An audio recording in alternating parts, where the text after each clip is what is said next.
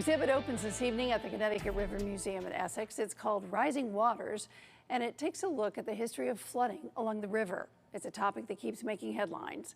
News 8's Kent Pierce got a sneak peek.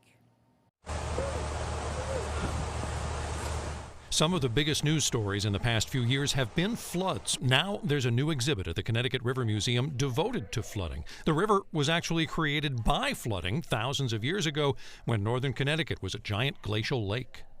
And eventually it overran its banks and began flowing south from what is today about Rocky Hill down towards what we now call Long Island Sound.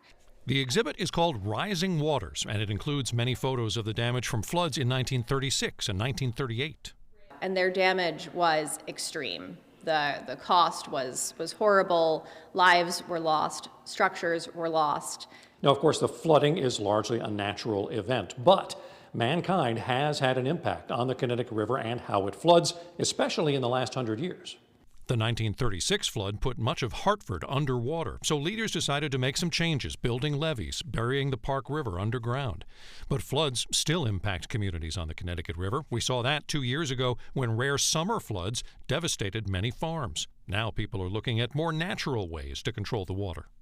Are there ways that we can have less impervious surfaces near our rivers to help the ground take up more of the work of holding the water?